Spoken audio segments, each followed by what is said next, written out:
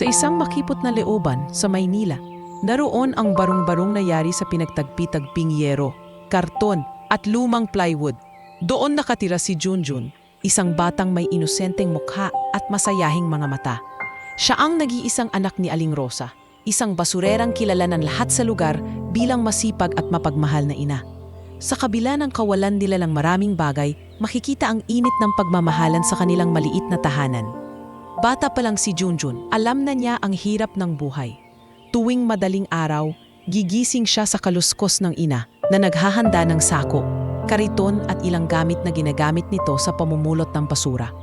Isinasama siya minsan ni Aling Rosa kapag wala siyang pasok. Doon niya nasaksihan kung paano, sa kapila ng init ng araw o buhos ng ulan, patuloy pa rin ang ina sa paghahanap ng bote, lata at anumang pwedeng ibenta para sa ilang baryang ipangbibili nila ng pagkain. "Nanay, pwede po ba akong sumama ngayon?" tanong ni Junjun isang umaga habang nakaupo sa bangkito. "Tulog ka na lang ulit, anak. Mahirap ang pupuntahan ko. Baka mapagod ka lang."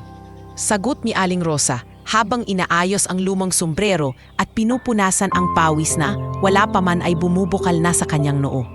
Pero mapilit si Junjun. "Gusto ko po kayong samahan. Para po may kasama kayo. Hindi po ako mapapagod. Promise." Napabuntong hininga si Aling Rosa, ngunit ngumiti rin. "Sige na nga, basta't kapag sinabi kong tumabi ka, makinig ka. At huwag kang lalayo." Sa buong maghapon, nakasunod lang si Junjun sa ina. Kitang-kita niya ang dedikasyon nito kung paano yumuyuko sa bawat tambak ng basura. Nagkakalkal ng bote at lata at walang pag-aalinlangan kahit naaamoy ang hindi kaaya-ayang paligid. Para kay Junjun, bayani ang kanyang ina. Hindi niya tinitingnan ang ginagawa nito bilang kahiyahiya, bagkus ay tanda ng sakripisyo para sa kanya. Ngunit hindi lahat ng tao ay ganoon ang pagtingin. Sa eskwelahan, madalas siyang laitin ng ibang bata. "Amoy basura ka na naman, Junjun." Sigaw ng isang kaklase habang tinatakpan ng ilong. "Siguro kumakain kayo ng tira-tira, ano?" Dagdag ng isa pa habang nagtatawanan ang iba. Napayuko si Junjun. Pilit niyang pinipigilan ang pag-iyak. Sanay na siya, ngunit sa kabila nito, masakit pa rin. Pag-uwi niya, agad siyang sinalubong ni Aling Rosa. "Kumusta ang klase, anak?" tanong nito habang inaabot ang isang mangkok ng lugaw na nabili mula sa kinita sa junk shop. Ngumiti si Junjun, bagamat pilit. "Ayos lang po, Nay. Natuto po kami magsulat ng mahahabang salita." Napansin ni Aling Rosa ang lungkot sa mata ng anak, ngunit hindi na niya tinanong pa. Alam niyang mas mabuting sa kanyang manggaling ang kwento kapag handa na si Junjun. Sa halip, hinaplos niya ang buhok nito. "Anak, tandaan mo, hindi importante kung saan ka galing. Ang importante ay kung gaano ka kabuti at kasipag. Balang araw, maiintindihan din nila ang halaga ng lahat ng ginagawa natin. Sa mga gabing walang kuryente, kandila lang ang nagsisilbing ilaw sa kanilang maliit na silid." Doon madalas ikuwento ni Junjun ang kanyang mga pangarap. "Nay, balang araw gusto ko pong maging guro para po matulungan ko rin yung mga batang katulad ko." Sabi niya habang nakahiga sa banig, nakatitig sa kisame. Ngumiti si Aling Rosa, bagamat may bakas ng lungkot sa kanyang mukha. "Kaya mo yan, anak. Basta't mag-aral ka ng mabuti. Ang pangarap mo magiging totoo." Sa murang edad, lumaki si Junjun na puno ng pag-asa at determinasyon. Kahit pa maraming kahirapan, hindi siya nawawala ng tiwala sa sarili. Lagi niyang baon ang mga salita ng ina na nagsisilbing gabay sa bawat araw. Isang hapon, habang naglalaro siya sa talsada, nilapitan siya ng kapitbahay na si Mang Lando. "Junjun, buti pa umuwi ka na. Baka mapahamak ka rito. Alam mo namang delikado sa labas kapag dumidilim na." "Opo, Mang Lando, pauwi na po ako," sagot ng bata sabay hawak sa maliit na walis tingting na siya ang gumawa para ibenta sa kanto. Pagdating sa kanilang bahay, nadatnan niyang pagod na pagod si Aling Rosa.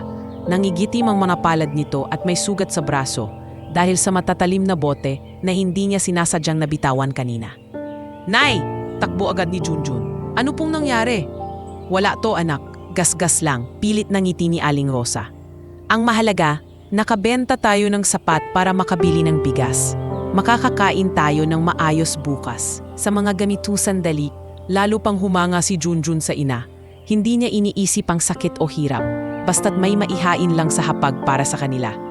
Lumipas ang mga araw, patuloy ang kanilang buhay na puno ng pagsubok ngunit may kasamang pagmamahalan.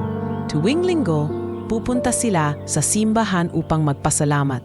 Dala-dala ang baon na tinapay at kape mula sa tindahan. Doon madalas magdasal si Junjun. Panginoon, bulong niya habang nakaluhod. Sana po makapagtapos ako ng pag-aaral para matulungan ko si nanay. Hindi man sagana sa material na bagay, sagana naman sila sa pagmamahal at pag-asa. Ito ang pundasyong bumuo sa pagkatao ni Junjun. Ang batang sa kabila ng tukso at hirap na natiling masunurin, mapagmahal at puno ng pangarap. Sa katahimikan ng kanilang barung-barong sa isang gabing maulan, muling nagsalita si Junjun. Nay, kahit po mahirap ang buhay natin, masaya po ako kasi kasama ko kayo. Hindi po ako magrereklamo kahit kailan. At sa isang mahigpit na yakap, pinatunayan ni Aling Rosa na sa gitna ng lahat, ang pinakamahalaga ay hindi ang yaman kundi ang pagkakaroon ng pamilyang nagtutulungan at nagmamahalan. Sa murang gulang pa lamang, nahubog na si Junjun sa realidad ng buhay. At dito nagsimula ang isang kwento ng sakripisyo, pag-asa at pakikipaglaban. Kwento ng isang batang lalaki at ng kanyang inang basurera na magkasamang humaharap sa lahat ng unos ng mundo. Isang araw ng Sabado, mainit ang sikat ng araw sa looban. Nakalabas si Junjun bit-bit ang ilang pirasong walis tingting na gawa niya mismo mula sa mga natirang sanga ng niyog. Balak niyang ibenta ang mga ito sa kanto upang madagdagan ang ipon para sa kanyang maliit na alkansya. Ang pangarap niya, makibili man lang ng bagong sapatos na hindi butas bago pa magsimula ang pasukan. Habang naglalakad, abala siya sa pag-iwas sa mga tricycle at jeep na dumaraan sa masikip na kalsada. Habang naglalako, isang aso ang biglang humabol sa kanya mula sa isang bakuran. "Aray, wag po aso!" sigaw ni Junjun habang hawak-hawak ang tingting. Pilit na iniiwas ang sarili. Natumba siya sa gilid ng daan at tumakbo papasok sa isang malapad na gate na hindi niya alam na pag-aari pala ng isang bilyonaryo. "Hoy bata! Anong ginagawa mo riyan?" sigaw ng isang gwardiya na nakauniporme. Hinabol siya at muntik na siyang mahawakan nang biglang lumabas mula sa malaking mansyon ang isang matandang lalaki na nakasuot ng simpleng polo at pantalon. May baston itong hawak at halatang kilalang-kilala ng mga tauhan sa loob. "Sandali, huwag niyo pagalitan ang bata," awat ng matanda. Lumapit siya kay Junjun na halatang hingal na hingal at nanginginig pa. "Anak, ayos ka lang ba? Bakit ka napasok dito?" Nagulat si Junjun at agad na yumuko. "Pasensya na po, lolo. Hinabol po kasi ako ng aso. Hindi ko po alam na bawal dito." Napangiti ang matanda. "Ako si Don Armando. Ikaw, anong pangalan mo?" "Ako po si Junjun," sagot niya ng mahina. "Naglalako lang po sana ng walis para may pambili kaming bigas." Napakunot ang noo ni Don Armando. "Ilang taon ka na, Junjun?" "8 na po, lolo. Pero kahit maliit, kaya ko pong tumulong kay nanay," sagot ng bata habang pinipisil ang hawak na tingting. Pinagmasdan ni Don Armando ang bata. Sa murang edad, halata ang tapang at kasipagan nito.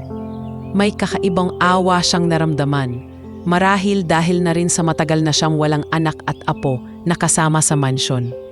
"Halika, sumama ka muna sa akin. Magpahinga ka at pakakainin kita," alok ni Don Armando. Nag-alangan si Junjun. "Baka tumagalit si nanay kapag wala ako sa bahay." "Huwag kang mag-alala, saglit lang naman. At saka, ipapakilala kita sa mga tauhan ko para huwag ka nilang pagalitan kapag nagkataong napadpad ka ulit dito," dagdag ng matanda. Napilitan si Junjun na sumama. Dinala siya sa loob ng mansyon at unang beses niyang nasilayan ang malawak na hagdanan, malinis na sahig na marmol at mga chandelier na kumikislap sa kisame. Para siyang napunta sa ibang mundo. Wow!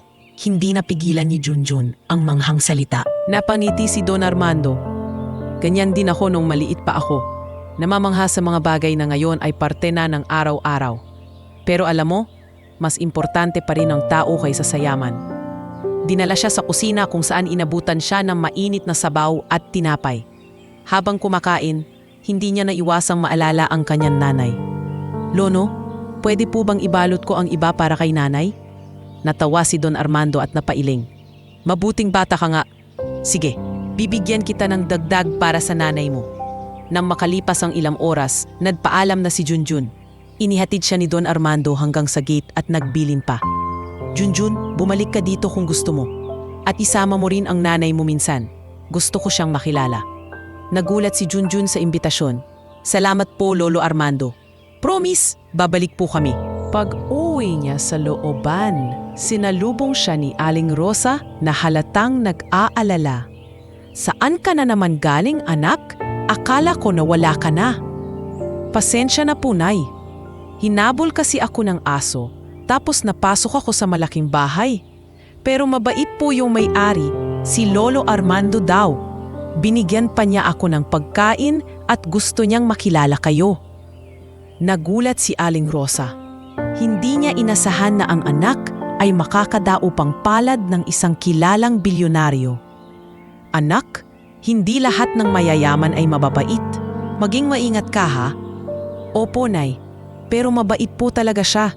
Parang tatay po ang dating niya. Sabi pa nga, bumalik daw po tayo. Kinabukasan, habang namumulot ng basura si Aling Rosa sa tabi ng palengke, biglang lumapit si Don Armando kasama ang kanyang driver.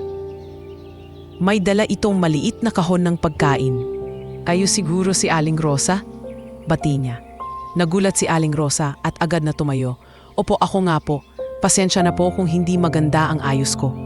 Umiling si Don Armando. Walang dapat ikahiya. Ang mahalaga, napakasipag ninyong ina. Ang anak ninyo ay mabait at may malasakit. Hindi ko kayang ipagsawalang bahala yon.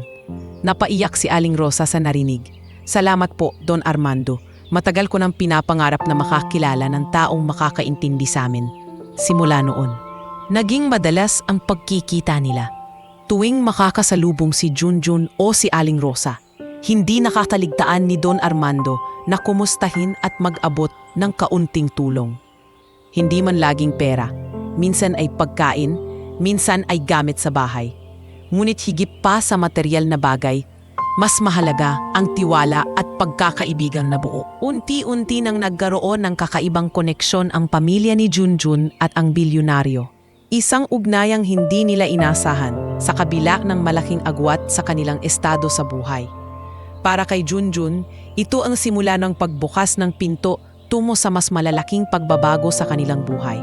At para kay Don Armando, ito ay pagbabalik ng saya na matagal na niyang nawala mula nang mawalan siya ng sariling pamilya. Sa pagitan ng kahirapan at karangyaan, nagsimulang mabuo ang isang pagkakaibigang magdudulot ng maraming pagbabago sa hinaharap. Mula nang makilala ni na Junjun at Aling Rosa si Don Armando, tila unti-unting gumaan ang kanilang araw-araw na pamumuhay. Madalas silang pinapadalhan ng pagkain at kaunting tulong mula sa matandang bilyonaryo. Ngunit sa kabila ng maliit na kaginhawaan, may mga gabing tila ba mas lalo pang lumulubog sa pag-aalala si Aling Rosa. Hindi maipaliwanag ni Junjun kung bakit madalas siyang makitang nakatulala sa malayo. Parang may mabigat na iniisip na ayaw isiwalat. Isang gabi, habang nakahiga si Junjun sa kanilang banig, narinig niya ang mahinang hikbi ng ina sa labas ng kanilang barong-barong. Bumangon siya at sumilip. Nakita niya ang kanyang nanay na nakaupo sa bangko. Hawak-hawak ang ulo at may bakas ng luha sa mga pisngi. "Nay, bakit po kayo umiiyak?" Mahinang tanong ng bata. Nagulat si Aling Rosa, mabilis na pinunasan ang kanyang mga mata. "Wala to, anak, huwag mo nalang alalahanin. Pagod lang siguro ako." Ngunit hindi kumbinsido si Junjun.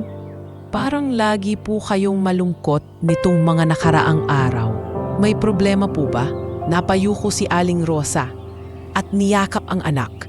"May mga bagay, Junjun, na hindi pa dapat mong alamin. Pero huwag kang mag-alala. Basta't kasama kita, kakayanin ko lahat." Kinabukasan, habang naglalakad pa uwi si Junjun galing eskwela, napansin niya ang ilang kakaibang bagay. May dalawang lalaking nakatambay sa kanto, nakatingin sa direksyon ng kanilang bahay. Nang mapansin siyang dumaraan, agad na umiwas ang mga ito. Kinilabutan si Junjun ngunit nagpanggap na hindi niya nakita. Pagdating sa bahay, nadatnan niyang may mga bagong pasa si Aling Rosa sa braso at hita. Agad siyang nagtanong, "Nay, bakit po kayo may sugat? Nadapa po ba kayo?" Ngumiti si Aling Rosa, bagamat halatang pilit. "Oo anak, nadulas lang ako habang naglalakad kanina. Huwag ka nang mag-alala." Pero para kay Junjun halata na may mas malalim na dahilan. Ang ngiti ng kanyang ina ay hindi makapagtakip ng katotohanan. Isang gabi, dumating si Don Armando upang kumustahin sila. Nakita niyang tila namumutla si Aling Rosa at may mga sugat pa rin sa katawan. "Rosa, anong nangyayari sa'yo? Bakit parang lagi kang may pasa?" Tanong ng matanda, halatang nag-aalala. Napayuko si Aling Rosa at iwas na sumagot. "Wala to, Don Armando. Madalas lang akong nadudulas sa kalye o nasusugatan habang nangangalakal." Umiling si Don Armando. "Hindi ako naniniwala. Rosa, hindi normal na palagi kang may sugat. May nangaabuso ba sa'yo?" Nanahimik si Aling Rosa. Tila ba ayaw magsalita. Ngunit lumapit si Junjun at mahigpit na humawak sa kamay ng ina. "Nay, sabihin niyo na po ang totoo. Ayokong lagi kayong nasasaktan." Napaluha si Aling Rosa. Ngunit kahit pa ganoon, hindi pa rin niya maibunyag ang lahat. "Pasensya na, Don Armando. Pasensya na anak. Hindi ko pa kayang magsalita. Huwag mo na ninyong pilitin." Lumipas ang ilang araw. Mas lalo pang naging malinaw kay Junjun na may itinatagong lihim ang kanyang ina. Minsan, hindi ito umuuwi sa gabi at makikita na lamang niyang pagod na pagod kinabukasan. May dagdag na sugat o pasa. Ang mga kapitbahay man ay may mga bulong-bulungan tungkol sa mga lalaking nakikitang sumusunod kay Aling Rosa. "Rosa, may mga nakikita akong kahina-hinalang tao na laging nasa paligid." Wika ni Don Armando isang hapon nang muli niyang dalawin ang mag-ina. "Dapat mong sabihin sa akin kung sino sila para matulungan kita." Umiling si Aling Rosa. "Kung sasabihin ko, baka lalong madamay si Junjun. Hindi ko hahayang mangyari yon." "Pero Rosa," giit ni Don Armando, "mas lalong delikado kung patuloy mong itatago. Mas mabuti nang harapin ang katotohanan kesa palaging nasa panganib." Nanahimik si Aling Rosa at muling lumingon sa anak na naglalaro sa gilid. "Huwag muna, Don Armando. Basta't ligtas si Junjun, iyon lang ang mahalaga." Sa murang edad, ramdam ni Junjun ang bigat ng lihim na tinatago ng kanyang ina. Hindi niya lubos na nauunawaan, ngunit alam niyang konektado ito sa mga sugat at sa mga lalaking nakikitang nakatambay sa kanilang lugar. Ang takot at kaba ay unti-unting bumabalot sa kanilang simpleng pamumuhay. Kinagabihan, bago matulog, muling nagtanong si Junjun, "Nay, bakit po lagi kayong malungkot? Natatakot po ba kayo sa mga lalaking nakikita ko?" Napatingin si Aling Rosa sa anak at sa wakas ay nagsalita ng may bahid ng katotohanan. "Anak, may mga tao talagang masasama. Matagal na nila akong kinukulit at ginagamit ang kahinaan natin. Pero huwag kang matakot. Hanggat kaya ko, hindi kita pababayaan." Niyakap ni Junjun ang kanyang ina. "Hindi rin po kita pababayaan, Nay. Balang araw ako naman ang magtatanggol sa inyo." Habang mahigpit silang magkayakap, unti-unting lumalim ang gabi. Sa dilim, may mga matang nakamasid mula sa malayo. Ang mga taong pinapahiwatig ni Aling Rosa. Hindi pa alam ni na Junjun at ni Don Armando kung gaano kalalim ang gulo. Ngunit malinaw na hindi magiging madali ang mga susunod na araw. Ang lihim ni Aling Rosa ay patuloy na bumabalot sa kanilang buhay. Isang lihim na sa kalaunan ay magiging susi ng mas malalaking pangyayaring magbabago sa kapalaran ng lahat. Isang gabi, malakas ang ulan at kumukulog pa. Sa gitna ng dilim, naghintay si Junjun sa kanilang barong-barong. Karaniwang dumarating si Aling Rosa bago mag-alas 8 ng gabi, dala ang kanyang kariton at sako ng mga napulot na bote at plastik. Ngunit ngayong gabi, lumipas na ang alas 10 at wala pa rin ang kanyang ina. "Nay, nasaan na po kayo?" Bulong ng bata habang yakap-yakap ang lumang kumot. Sa bawat kulog na dumadagundong, parang lalo siyang nilulukuban ng kaba. Nagsimulang umiyak si Junjun, hindi dahil sa lakas ng ulan, kundi dahil sa matinding pag-aalala sa kanyang ina. Kinabukasan, maaga pa lamang ay tumakbo na siya sa mga kapitbahay para magtanong. Nakakita po ba kayo kay nanay kagabi? Hindi po siya umuwi. Sunod-sunod niyang tanong sa mga tindera at tricycle driver. Isang matandang babae, si Aling Pacing ang sumagot. Anak, nakita kong dumaan ang nanay mo kagabi. Pero hindi siya mag-isa. May 2 lalaking nakasunod sa kanya. Hindi ko na alam kung saan sila tumungo kasi malakas na ang ulan nun. Kinilabutan si Junjun sa narinig. 2 lalaki po? Kilala niyo po ba sila? Umiling si Aling Pacing. Hindi ko kilala anak, pero mukhang hindi maganda ang intensyon. Dali-daling tumakbo si Junjun papunta sa mansyon ni Don Armando. Pinasok niya ang malawak na bakuran at hinanap ang matanda. Sa kabutihang palad, naabutan niya itong nag-aalmusal. Don Armando, sigaw ni Junjun, halos hindi makahinga sa kaba. Wala pong uwi si nanay kagabi. May nagsabi pong may 2 lalaki na sumunod sa kanya. Baka po may nangyari na sa kanya. Napakunot ang noo ng bilyonaryo at agad na iniwan ang kanyang pagkain. Junjun, kalma muna, huwag kang mag-alala. Hahanapin natin ang nanay mo. Hindi natin siya pababayaan. Agad niyang inutusan ang kanyang driver at 2 tauhan. Sumama na rin si Junjun kahit paayaw siyang payagan ni Don Armando. Doon po siya madalas dumadaan, sa palengke at sa may eskinita papintang ilog. Sabi ng bata habang pinapakita ang daan. Habang naglalakad, napansin nila ang ilang bakas ng mga paa sa putik. May nakita rin silang basag na bote at isang piraso ng panyo na pagmamay-ari ni Aling Rosa. Napaiyak si Junjun at pinulot ito. Kay nanay to, dito siya dumaan. Hindi maganda ito, bulong ni Don Armando sa sarili. Mukhang dinampot nga siya ng mga taong sumusunod-sunod sa kanya. Samantala, sa looban, kumalat ang balita tungkol kay Aling Rosa. Maraming kapitbahay ang nagbulungan at ilan pa ay nagsabing dati na rin silang nakakatanggap ng banta mula sa parehong grupo ng mga lalaking iyon. Matagal na silang nanghihingi ng pera dito sa mga naghihirap na gaya natin, ani Mang Lando. Kung hindi ka makapagbigay, ginugulo ka. At kung minsan, sinasaktan. Habang tumatagal, lalong kinain ng kaba si Junjun. Don Armando, paano po kung hindi na natin makita si nanay? Hinawakan siya ng matanda sa balikat. Huwag mong isipin yan, anak. Hahanapin natin siya. At kahit ano pa ang mangyari, gagawin ko ang lahat para mailigtas siya. Ilang oras silang naghanap, ngunit hindi nila makita si Aling Rosa. Dumidilim na ang paligid nang magdesisyon si Don Armando na ipagpatuloy na lang ang paghahanap kinabukasan, gamit ang tulong ng kanyang mga kailala sa kapulisan. Ngunit hindi mapakali si Junjun. Sa isip niya, baka sa bawat segundong lumilipas ay mas lalo pang napapahamak ang kanyang ina. Kinagabihan, hindi na makatulog si Junjun. Nakaupo siya sa gilid ng bintana ng kanilang barong-barong, hawak ang panyong nakuha nila kanina. Nay, nasaan na po kayo? Sana ligtas kayo.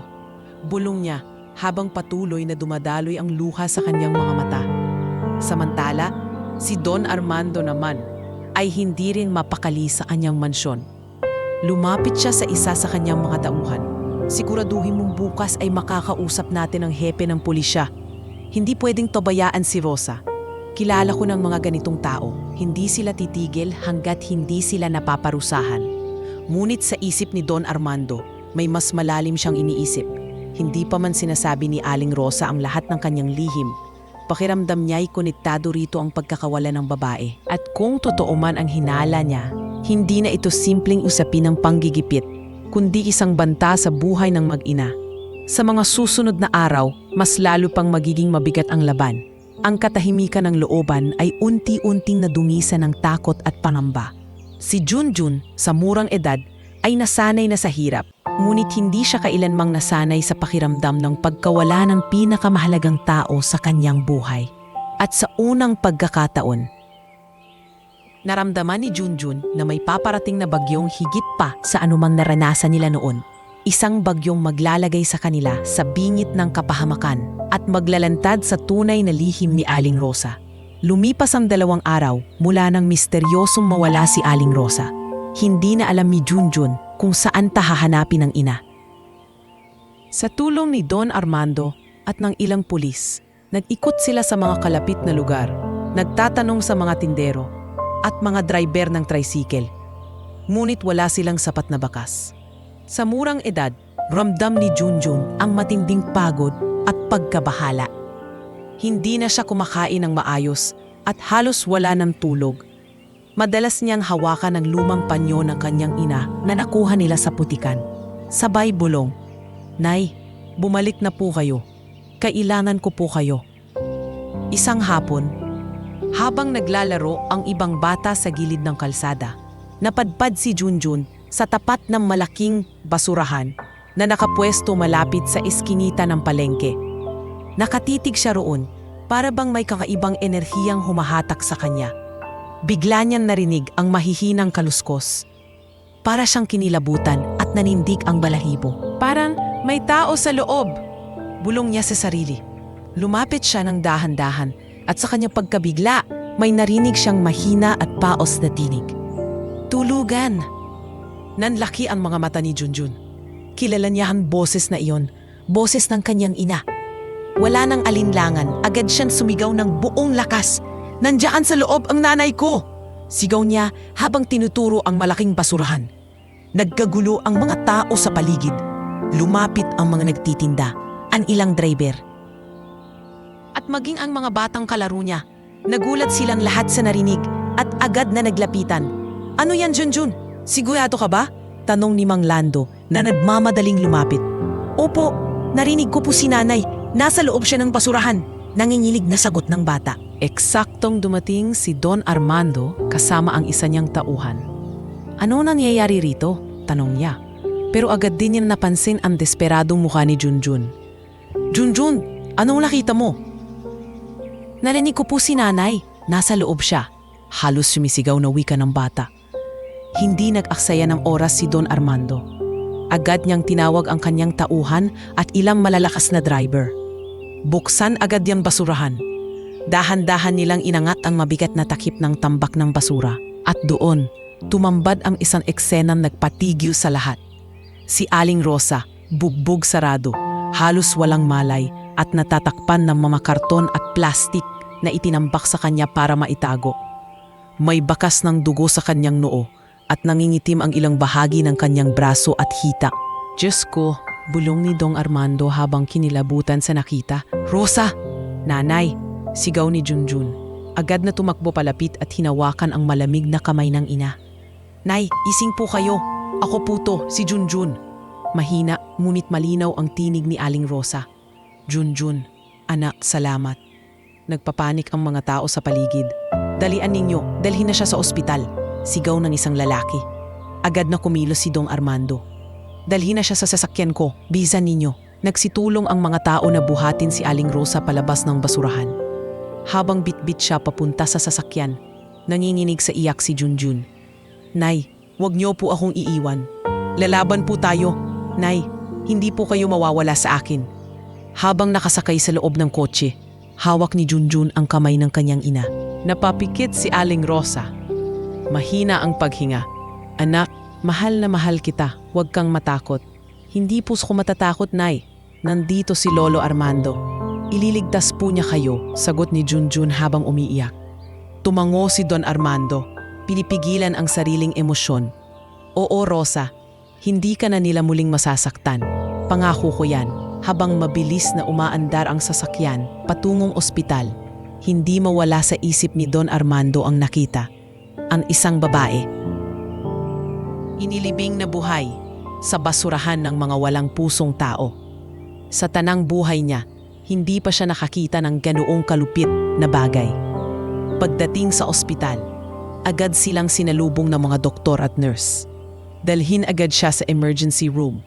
Utos ng doktor, "Dok, iligtas ninyo po ang nanay ko." Isigaw ni Junjun habang sinusubukan siyang awatin ng isang nurse. "Anak, huwag kang mag-alala. Gagawin namin ang lahat." Sagot ng doktor bago pumasok sa loob kasama si Aling Rosa. Naiwan sa labas si Junjun at si Don Armando. Ang bata ay humahagulhol, mahigpit na nakayakap sa kanyang panyong hawak-hawak mula pa noong unang gabi. Nilapitan siya ng matanda at pinatong ang kamay sa balikat niya. "Magdasal tayo, Junjun." Wala nang makakagapi sa dasal ng isang bata para sa kanyang ina. Lumuhod sila sa gilid ng pasilyo. Sa kabila ng lahat, sabay nilang binigkas ang kanilang tahimik na panalangin, umaasang maililigtas si Aling Rosa mula sa bingit ng kamatayan. Sa mga sumunod na oras, lumipas ang bawat minuto na parang isang araw para kay Junjun. Ngunit sa kanyang murang isipan, malinaw ang isang bagay. Ang basurahan, na minsang naging simbolo ng kanilang hanapbuhay, ay siya ring naging testamento ng kalupitang dinanas ng kanyang ina. At mula roon, nagsimula ang pag-usbong ng mas malaking laban para sa kanilang mag-ina. Sa loob ng ospital, tila tumigil ang oras para kay Junjun. Nakaupo siya sa malamig na sahig ng pasilyo, nanginginig sa lamig at kaba habang nakatingin sa pintuan ng emergency room. Sa bawat tunog ng mga nurse at doktor na dumadaan, lalo pang bumibilis ang tibok ng kanyang puso. Katabi niya si Don Armando na hindi rin mapakali. Hawak ang baston at mahigpit na naakunot ang noo. "Dok, kumusta po ang nanay ko?" Agad na tanong ni Junjun nang sa wakas ay lumabas ang isang doktor. Pawisan at seryoso ang muka. "Kritikal ang lagay ng pasyente," sagot ng doktor. Malakas ang tinamong bugbog at halos maubusan siya ng dugo. Pero nasa mabuting kamay na siya ngayon.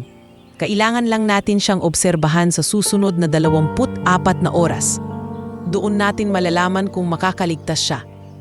Parang tinamaan ng matinding hampas sa dibdib si Junjun. Napahawak siya sa kamay ni Don Armando at tuluyang napaiyak. "Lolo Armando, baka po mawala si nanay." Hinaplos ni Don Armando ang ulo ng bata. "Hindi anak, lalaban ang nanay mo. Kilala ko si Rosa, hindi siya basta-basta susuko." Lumipas ang mga oras. Halos hindi kumurap si Junjun sa paghihintay. Sa bawat tunog ng makina sa loob ng silid, para siyang nabubuhay sa pagitan ng pag-asa at pangamba. Nagdasal siya ng nagdasal, paulit-ulit na inuusal ang pangalan ng kanyang ina. Pagkatapos ng isang araw na punong-puno ng kaba, lumabas ang doktor na may dalang balitang naghudyat ng bahagyang ginhawa. Nakaligtas ang pasyente. Mahina pa siya at kailangan ng matagal na gamutan, pero ligtas na siya sa kapahamakan. Agad na napayakap si Junjun kay Don Armando. Halos hindi makapaniwala. "Salamat po, Dok. Salamat po." Dinala nila si Junjun sa silid kung saan nakaratay si Aling Rosa. Nakakabit pa rin ang swero at may benda ang ulo. Ngunit nang maramdaman niya ang kamay ng anak na hawak-hawak ang kanyang palad, marahan siyang dumilat. "Junjun," mahinang bulong ni Aling Rosa. "Anak ko, nandito ka." Naluha ang bata at yumakap sa ina. "Nay, akala ko po mawawala na kayo."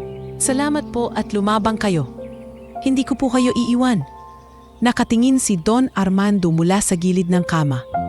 Sa kabila ng bigat ng sitwasyon, dama niya ang tibay ng pagmamahalan ng mag-ina. Nilapitan niya si Aling Rosa at marahang nagsalita. "Rosa, huwag ka nang mag-alala. Mula ngayon, hindi ka na nila muling masasaktan. Ako na ang bahala sa inyo ni Junjun." Napaluha si Aling Rosa. "Don Armando, hindi ko alam kung paano magpapasalamat. Kung hindi dahil sa inyo, baka wala na ako." Umiling ang matanda. "Hindi mo kailangang magpasalamat. Ang importante ay ligtas ka. Pero Rosa, kailangan mo nang magsabi ng totoo. Sino ang gumawa nito sa'yo? Para matulungan kita." Tumulo ang luha sa mga mata ni Aling Rosa. Ngunit kahit anong pilit ni Don Armando, iisa lang ang sagot niya. "Hindi ko pa kaya, Don Armando. Delikado. Huwag na muna. Ang mahalaga ay ligtas si Junjun." Nanahimik si Don Armando, ngunit sa loob niya ay mas lalo niyang pinangatawanang alagaan ang mag-ina. Sa puntong iyon, hindi na lang siya isang kakilala o kapitbahay. Isa na siyang tagapagtanggol. Sa mga sumunod na araw, naging abala ang mga doktor at nurse sa pagpapagaling kay Aling Rosa. Halos araw-araw ay nasa ospital si Junjun. Binabantayan ang ina, habang si Don Armando naman ay nagdadala ng pagkain at mga gamot. Madalas ding dumalaw ang ilang tauhan ng bilyonaryo upang magbigay ng suporta. Isang gabi habang mahimbing na natutulog si Aling Rosa, kinausap ni Don Armando si Junjun.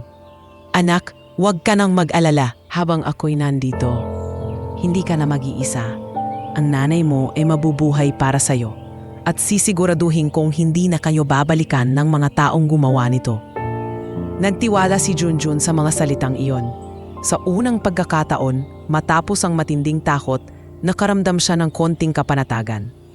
Ngunit sa kabila ng lahat, hindi pa rin mawala sa isipan ni Don Armando ang galit. Anong klasing tao ang gagawa ng ganito sa isang babae? Itatapon sa basurahan. Parang wala siyang halaga. Bulong niya sa sarili habang mahigpit na nakahawak sa kanyang baston. Hindi ko ito palalampasin. Samantala, unti-unting bumabalik ang lakas ni Aling Rosa. Sa bawat araw na lumilipas, mas lumalalim ang kanyang pasasalamat kay Don Armando. Ngunit kasabay nito, mas lalo ring bumibigat ang kanyang konsensya. Alam niyang hindi niya kayang habang buhay na itago ang dahilan ng lahat ng ito. Ngunit para kay Junjun, para sa kaligtasan ng anak, pinili niyang manahimik muna. Isang umaga habang nakaupo sa tabi ng kama ang bata, tinanong siya ni Aling Rosa, "Anak, hindi ka ba natatakot sa nangyari?" Umiling si Junjun. "Natakot po ako, Nay. Pero mas natatakot po ako na mawala kayo. Basta't kasama ko kayo, kaya ko pong harapin kahit ano." Napangiti si Aling Rosa kahit mahina. "Mahal na mahal kita. Junjun, pangako lalaban ako para sa'yo." At sa sandaling iyon, muling nagliwanag ang mundo ni Junjun. Hindi pa tapos ang laban, ngunit alam niya may pag-asa pa. Ang kanyang ina ay ligtas at may isang taong gaya ni Don Armando na handang tumayo bilang sandigan nila. Ang pagkakaligtas ni Aling Rosa mula sa basurahan ay hindi lamang milagro kundi simula ng mas malaking laban. Isang laban para sa katotohanan, katarungan at para sa kinabukasan ng isang mag-ina na kailanman ay hindi sumuko sa buhay. Makalipas ang ilang linggo ng gamutan, unti-unting bumalik ang lakas ni Aling Rosa. Sa umpisa, hirap pa siyang gumalaw at nakahiga lang palagi. Ngunit sa bawat araw na lumilipas, ramdam ni Junjun ang pagbangon ng kanyang ina. Sa ospital, madalas siyang bisitahin ng mga kapitbahay upang kumustahin. At laging naroon si Don Armando na tila ba hindi napapagod sa pag-aalaga sa mag-ina. Isang umaga, sa wakas ay pinayagan ng doktor si Aling Rosa na makalabas ng ospital. Habang naglalakad palabas, bagamat mahina pa, dama niya ang hangin ng kalayaan. Hawak siya ni Junjun sa isang braso at sa kabila ng mga sugat, may bakas ng ngiti sa kanyang mga labi.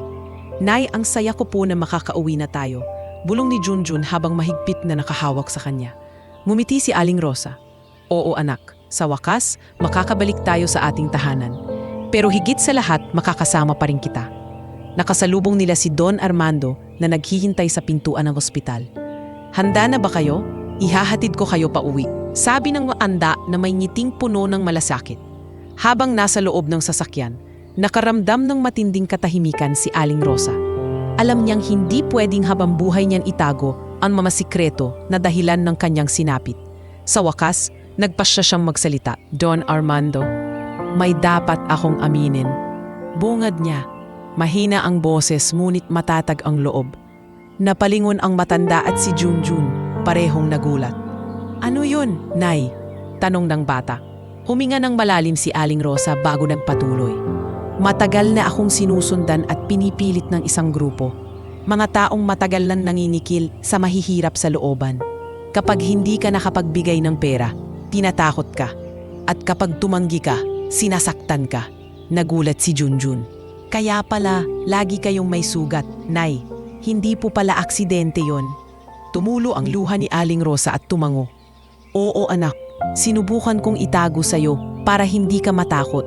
Pero dahil hindi na ako sumunod sa kanila, ginawa nila ang ginawa sa akin."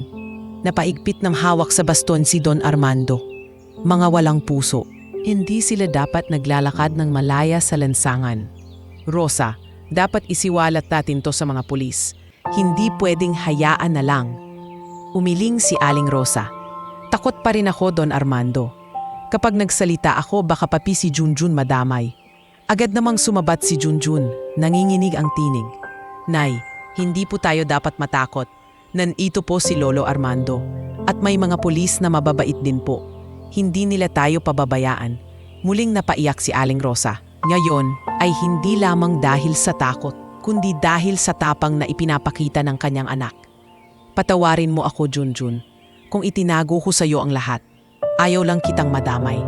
Hinawakan siya ni Don Armando sa balikat. Rosa, hindi mo kailangan magdusa mag-isa. May mga taong handang tumulong. Isa na ako. Ang ginawa nila sa iyo ay hindi lang kasalanan laban sa iyo, kundi laban din sa lahat ng mahihirap na pinipilit nilang kontrolin. Nang makarating sila sa barong-barong, sinalubong sila ng mga kapitbahay. Halos lahat ay napaluha sa tuwa nang makita si Aling Rosa na buhay at nakangiti kahit mahina. Salamat sa Diyos! Buhay ka pa, Rosa? Sigaw ng isang kapitbahay. Ngumiti si Aling Rosa, bagamat halata pa rin ang panghihina. Salamat sa inyong lahat. Kung hindi dahil sa tulong at panalangin ninyo, baka wala na ako ngayon. Kinagabihan, nagtipon ng mag-ina at si Don Armando sa loob ng kanilang maliit na tahanan. May dala si Don Armando ng kaunting pagkain at gamot. Habang nag-uusap, muling inulit ng matanda ang kanyang paninindigan.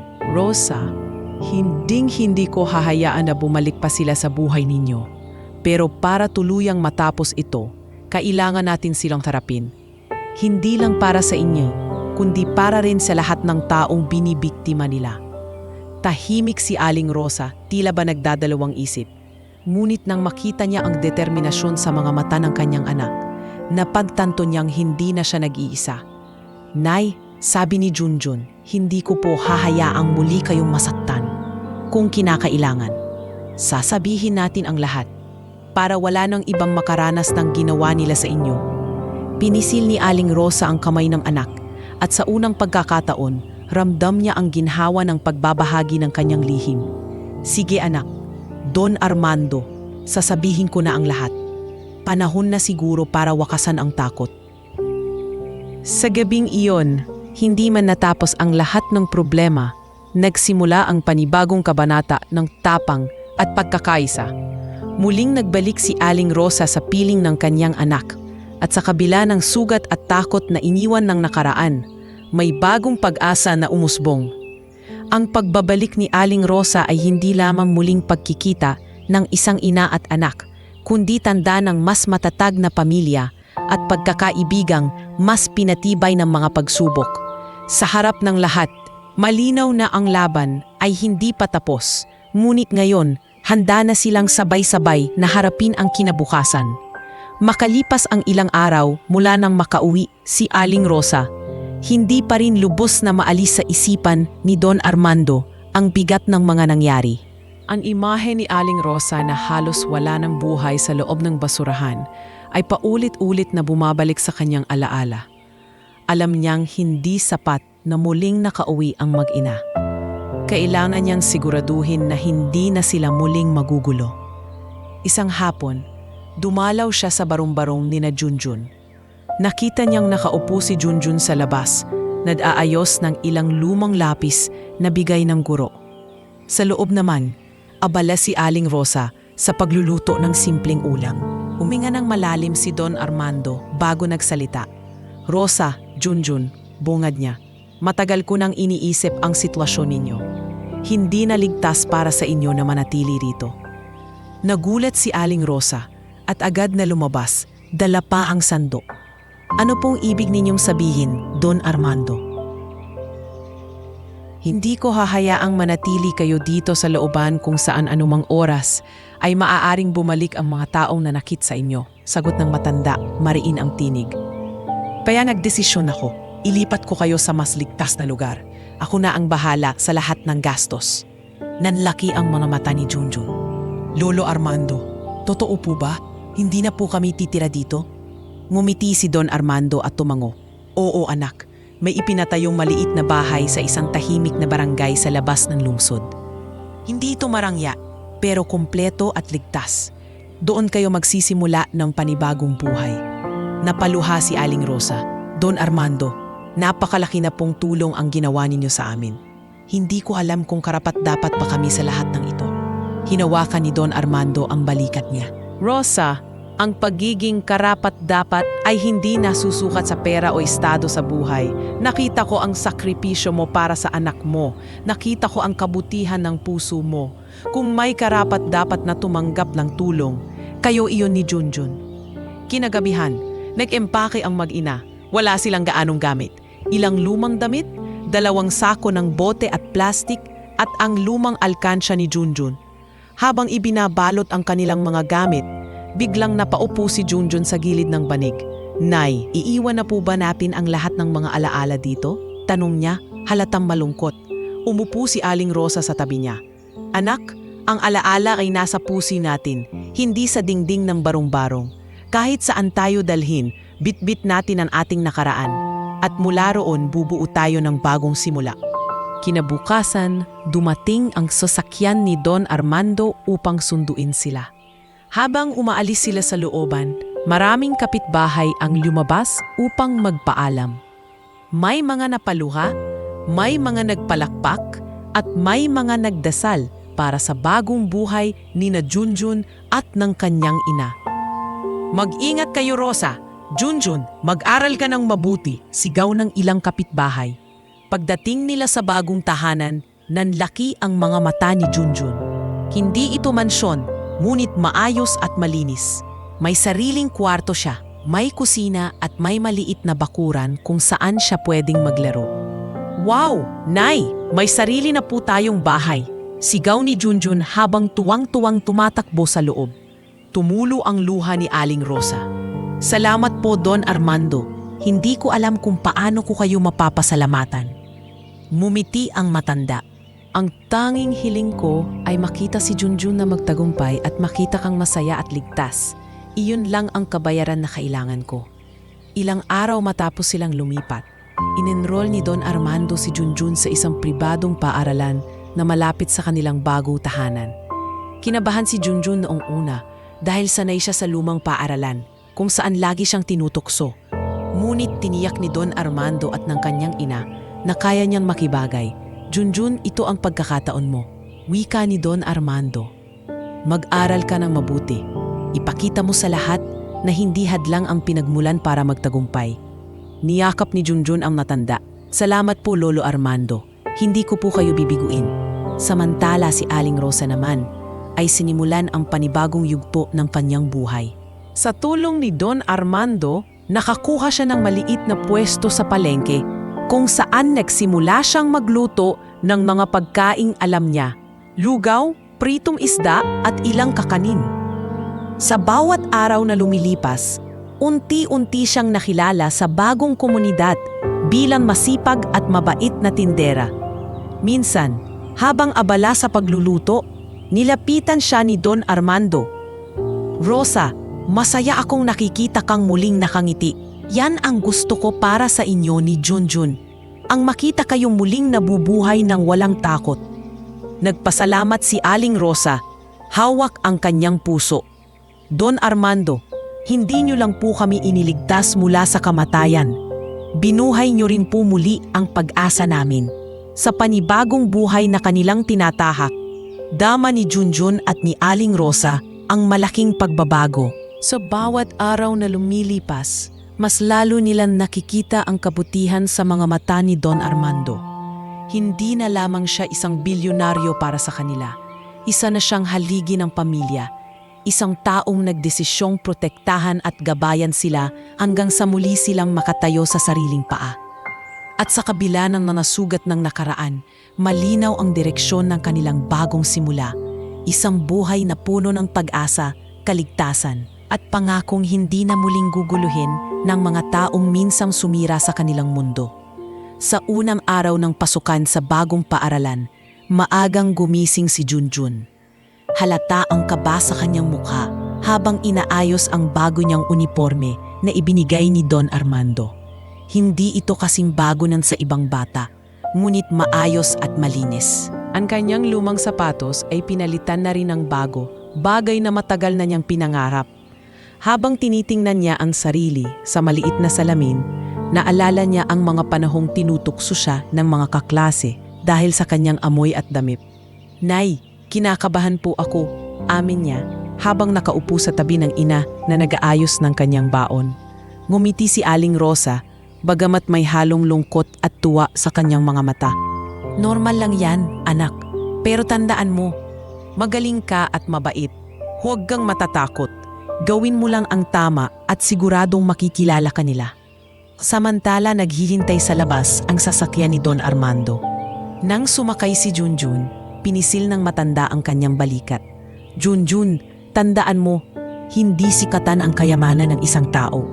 Ang tunay na yaman ay nasa isip at puso. Kaya mo to, pagdating sa paaralan, agad na namangha si Junjun sa laki at ganda nito. Malinis ang mga pasilyo, may mga hardin at puno ng mga estudyanteng nakasuot ng malilinis na uniforme. Halata ang kasaganahan kumpara sa lumang paaralan na dati niyang pinapasukan. Ngunit hindi naging madali ang unang hakbang. Sa kanyang pag-upo sa klase, may ilang estudyante ang nagtitinginan at pabulong na nagtatawanan. Sino yang bagong bata? Mukhang hindi naman mayaman, bulong ng isa. Narinig ni Junjun iyon at agad siyang napayuko. Ramdam niyang bumabalik ang sakit ng nakaraan. Ngunit sa halip na umiyak, naalala niya ang mga sinabi ng kanyang ina at ni Don Armando. Pinilit niyang tumayo ng tuwid at ngumiti. Magandang umaga po, ma'am. Ako po si Junjun. Wika niya nang ipakilala siya ng guro. Gusto ko pong matuto at makipagkaibigan sa lahat. Nagulat ang klase sa tapang ng kanyang pananalita. Ang guro ay ngumiti at pumalakpak. Mga bata, salubungin natin si Junjun. Hindi pa lahat ay agad na naging mabait. Ngunit unti-unti may ilang lumapit at nakipag-usap. Isang batang babae na nagngangalang Liza ang unang nakipagkaibigan sa kanya. Hello Junjun, gusto mo bang maglaro mamaya sa break? Tumango si Junjun at sa unang pagkakataon, nakaramdam siya ng pagkakaroon ng kakampi. Sa mga sumunod na araw, ipinakita niya ang kanyang kasipagan at talino. Lagi siyang nag-aaral ng mabuti, nakikinig sa klase at tumutulong sa mga kaklase kapag may hindi sila maintindihan. Napansin ito ng guro. Junjun, napakatalino mo. Ituloy mo lang yan. Balang araw, magiging huwaran ka sa iba. Ngunit hindi naging madali ang lahat.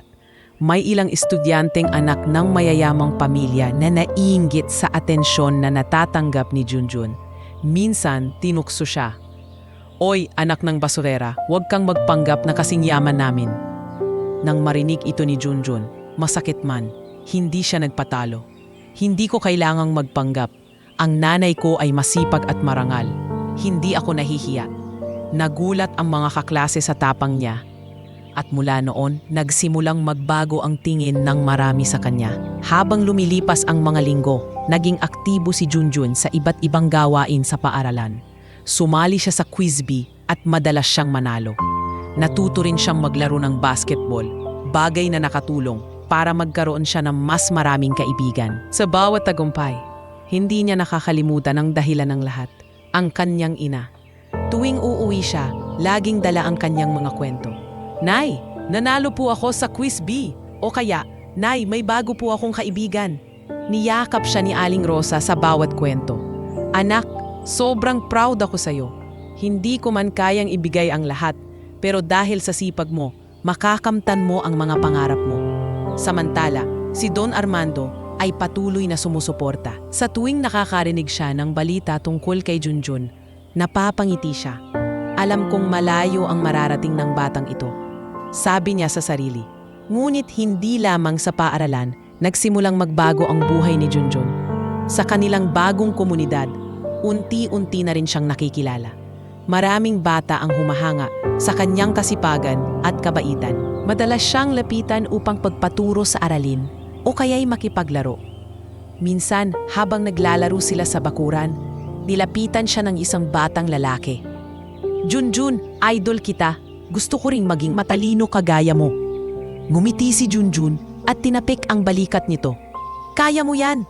Basta mag-aral ka lang at huwag mong ikahiya kung saan ka galing.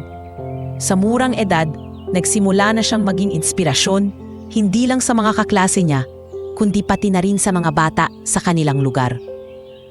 Sa bawat araw na lumilipas, mas lalo pang tumatatak sa isip ni Junjun na ang lahat ng pinaghirapan at tiniis nilang mag-ina ay may kapalit.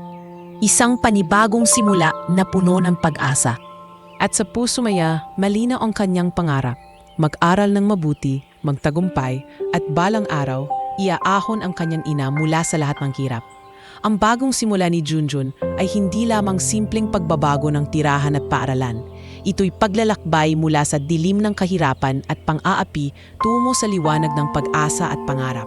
Sa bawat hakbang na kanyang tinatahak, dala niya ang lakas ng pagmamahal ng kanyang ina at ang suporta ni Don Armando. Mga sandigan na kailanman ay hindi mawawala. Habang si Junjun ay unti-unti nang nakikibagay at nagiging huwaran sa kanyang bagong paaralan, si Aling Rosa naman ay nagsisimula na ring bumangon sa panibagong yugto ng kanyang buhay. Matapos ang lahat ng sakit at takot na dinanas niya, natutunan niyang ang bawat sugat ay hindi dapat manatiling sugat lamang, kundi maging paalala na may bagong direksyon ang kanyang tatahakin. Isang umaga, maagang dumating si Don Armando sa kanilang bahay, dala ang ilang gamit sa kusina at kaunting puhunan. "Rosa, aniya, matagal mo nang ipinapakita ang sipag at tiyaga. Panahon na para magamit mo ang mga iyon sa isang mas maayos na hanap buhay. May nakilala akong nagrerenta ng pwesto sa palengke. Pwede mo itong simulan bilang maliit na karinderya." Napaluha si Aling Rosa sa narinig. "Don Armando, sobrang laki na po ng naitulong ninyo sa amin. Hindi ko alam kung paano ko po maibabalik ang lahat ng ito." Ngumiti lamang ang matanda. "Hindi ko kailangan ng kapalit, Rosa. Ang gusto ko lang ay makita kang hindi na muling maghihirap. Ang tagumpay ninyo ni Junjun ay sapat na." Sa tulong ng ibinigay na puhunan, nagsimula si Aling Rosa ng maliit na karinderya. Sa umpisa, lugaw at pritong isda lamang ang kanyang iniluluto. Pero dahil kilala siya bilang masipag at marunong magluto, marami agad ang tumangkilik. Minsan ay may mga guro at estudyante mula sa paaralan ni Junjun na dumadaan para bumili ng merienda.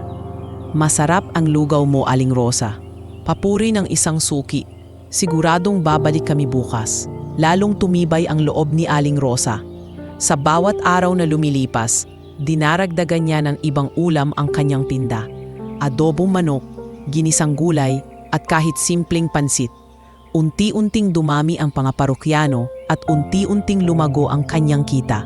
Isang gabi, habang nagsasara ng karinderya, tinanong siya ni Junjun, "Nay, hindi na po kayo nangingi ng basura ngayon. Masaya po ako para sa inyo." Napangiti si Aling Rosa, bagamat may bahagyang lungkot sa kanyang tinig. "Anak, hindi ko ikinahihiya ang pamumulot ng basura noon. Doon tayo nabuhay. Pero salamat sa Diyos at binigyan niya tayo ng pagkakataong magbago. At higit sa lahat, salamat kay Don Armando na hindi tayo pinabayaan."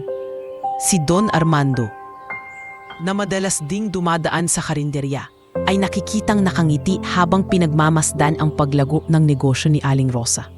"Rosa, dati nakikita kitang halos mawalan ng pag-asa. Ngayon nakikita ko naman ang isang ina na nagtataguyod hindi lang para sa kanyang anak, kundi pati na rin para sa komunidad." Unti-unti, nakilala si Aling Rosa sa kanilang bagong barangay, hindi lang bilang tindera, kundi bilang huwarang ina at masipag na kapitbahay. Madalas siyang tumutulong sa mga kapitbahay na walang makain, nagbibigay ng libreng lugaw sa mga batang nagugutom. "Salamat po, Aling Rosa," sabi ng isang batang kapitbahay na nakatanggap ng libreng pagkain. "Hindi po namin nalilimutan ang kabutihan ninyo." Napangiti si Aling Rosa. "Hindi ko ring malilimutan ang panahong may nag-abot ng tulong sa amin ng walang kapalit. Ngayon oras na para ibalik ko ang kabutihang iyon." Habang mas dumarami ang nakakakilala kay Aling Rosa, mas lalo ring lumalalim ang respeto ng mga tao sa kanya. Maraming kababaihan ang lumalapit para humingi ng payo sa pamumuhay.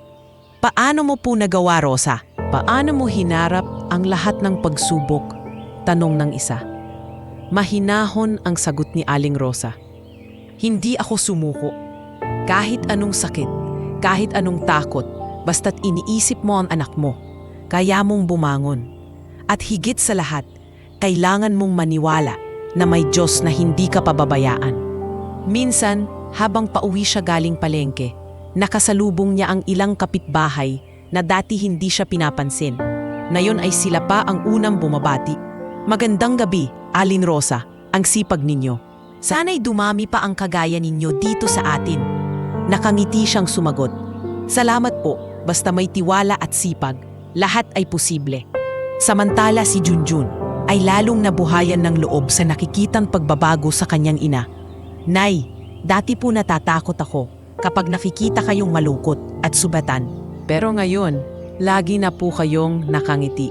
Pangarap ko pong makitang lagi kayong masaya. Anak, sagot ni Aling Rosa habang mahigpit na niyayakap ang kanyang anak. Masaya ako dahil nakikita kitang lumalaking mabuti at matatag. Iyan ang pinakamalaking biyaya sa akin. Hindi man naging madali ang lahat, malinaw kay Aling Rosa na malayo na ang kanilang naraping. Mula sa pamumulot ng basura hanggang sa pagtitinda ng sariling niluto. Nakita niya kung paano unti-unting umangat ang kanilang buhay. At sa bawat hakbang na kanyang tinatahak, dala niya ang paniniwala na ang sakripisyo at tiyaga ay magbubunga ng isang mas magandang kinabukasan. Sa mga gabing tahimik, madalas niyang pinipitigan ang anak na mahimbing na natutulog at iniisip kung saan kami nagsimula at kung saan na kami ngayon. Ang dating inang bubog ng kahirapan at takot ay ngayon muling nakatayo, matatag at handang ipaglaban ang bagong buhay na natamo. Ang pagbabago ni Aling Rosa ay hindi lamang tungkol sa pag-angat mula sa kahirapan. Ito'y kwento ng isang ina na muling natutong mangarap, muling natutong ngumiti, at muling naniwala na may liwanag sa dulo ng bayat dilim. Habang unti-unting nagiging maayos ang buhay ni na Aling Rosa at Junjun, may mga senyales na hindi pa tuluyang tapos ang kanilang laban. Maunlad na ang karinderya ni Aling Rosa at nagiging mas kilala si Junjun sa kanyang paaralan bilang matalino at mabait na mag-aaral. Ngunit sa kabila ng kanilang ngiti, may mga matang nagmamasid mula sa dilim. Mga taong hindi pa rin natutuwa sa muling pagbangon ng magina. Isang gabi, matapos magsara ng karinderya, naglalakad pa uwi si Aling Rosa kasama si Junjun. Nakaramdam siya ng kakaibang kaba. May naririnig siyang mga yabag mula sa likuran. Nang lumingon siya, may dalawang aninong mabilis na naglaho sa eskinita. Napayakap siya sa anak at pinabilis ang kanilang lakad. Nay, bakit po parang natatakot kayo? Tanong ni Junjun. Wala to anak, sagot niya. Ngunit ramdam ng bata ang panginginig ng kamay ng kanyang ina. Pero mula na yon, huwag kang lalayo sa akin kahit kailan. Kinabukasan, habang nagtitinda sa karinderya, nakatanggap si Aling Rosa ng isang maliit na papel na iniwan ng hindi kilalang lalaki. Nanginginig ang kanyang kamay habang binabasa ito. Nakasaad, huwag mong akalaing ligtas ka na. Hindi pa tapos ang usapan natin. Napaluhod siya sa upuan at agad siyang nilapitan ng mga suki. Rosa, ayos ka lang ba? Tanong nila. Ngunit pinilit niyang ngumiti at itinago ang papel. Wala to. Napagod lang siguro ako. Nang dumating si Don Armando upang kumain, hindi nakaligtas sa kanya ang lungkot sa mukha ni Aling Rosa. Rosa, may problema ba? Tanong niya habang nakatitig ng mariin. Umiling si Aling Rosa. Wala, Don Armando. Huwag na lang nating dagdagan ang bigat ang sitwasyon. Ngunit hindi naniwala ang matanda. Alam kong may tinatago ka. Hindi ka makakatakas sa anino ng nakaraan kung patuloy mong ikukubli ang katotohanan. Samantala, si Junjun ay nagsisimula ng makaramdam ng pagbabago sa kanyang ina. Madalas niya itong mahuling nakatulala at mabilis kabahan kapag may dumarating na estranghero sa karinderya. Nay, bakit po kayo lagi nang parang natatakot? Tanong ng bata isang gabi habang sabay silang kumakain. Napabuntong hininga si Aling Rosa. Anak, may mga tao talagang ayaw tayong patahimikin. Pero huwag kang mag-alala. Hanggat magkasama tayo, kakayanin natin. Ngunit hindi rin mapigilan ni Junjun ang kaba.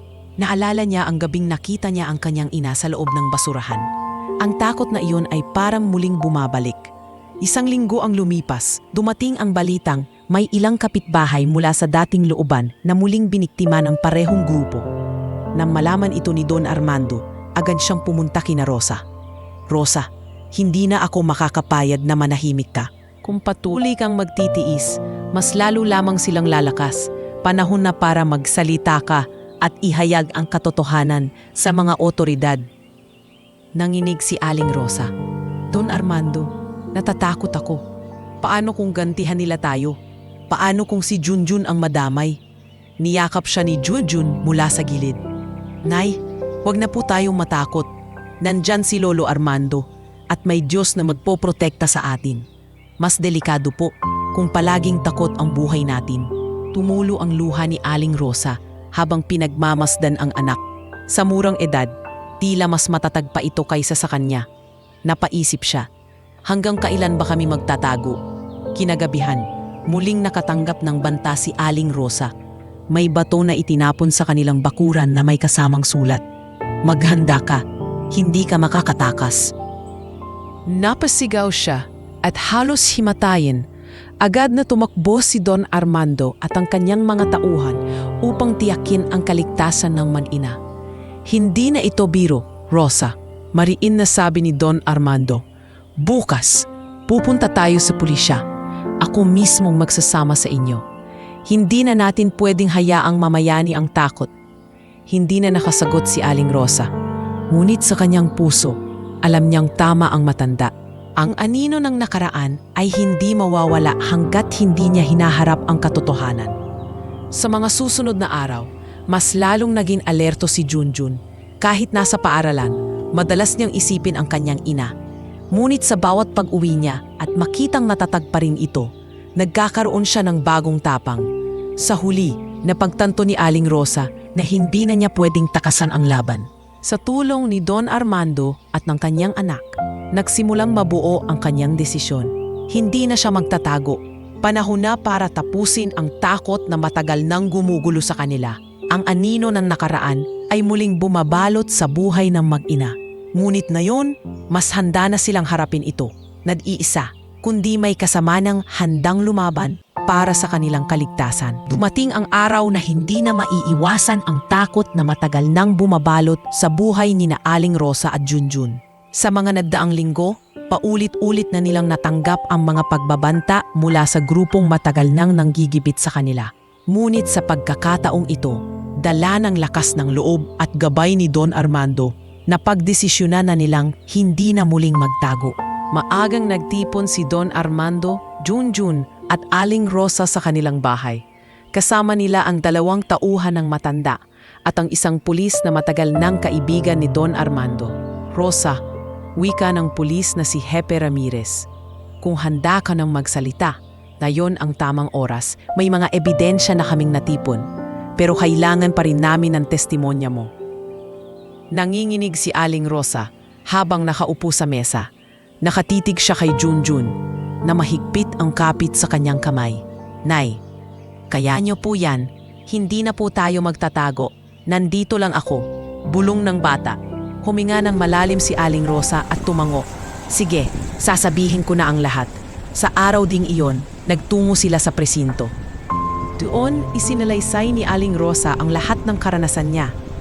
Kung paano siya pinipilit na magbigay ng pera mula sa kanyang maliit na kita, kung paano siya sinasaktan tuwing tumatanggi, at kung paano siya halos ipapatay ng ipasok sa basurahan. Habang nagsasalita siya, naramdaman niya ang pag-angat ng bigat sa kanyang dibdib. Ngunit hindi nagtagal, kumalat agad ang balita sa komunidad. Nakaraping ito sa grupo ng mga salarin. Galit na galit ang kanilang pinuno. Nagkalakas ng loob pa ang pasurerang iyon na magsalita laban sa amin. Kailangan nang tapusin ito. Kinagabihan, habang nagsasara ng karinderya si Aling Rosa, naroon si Junjun at tumutulong magligpit ng mesa. Biglang may 3 lalaking pumasok, armado ng matatalim na patalim. Rosa, sigaw ng isa. Akala mo makakaligtas ka? Ngayon, tapos ka na. Nanginig si Junjun at agad na yumakap sa ina. Ngunit bago pa man sila masaktan, dumating si Don Armando kasama ang kanyang mga tauhan at ilang pulis. Walang gagalaw sa kanila. Malakas na sigaw ni Don Armando habang nakatutok ang mga pulis sa kanilang baril. Nagulat ang mga lalaki. Ngunit imbes na umatras, nagsimulang magwala ang isa. Hindi kami matatakot sa inyo.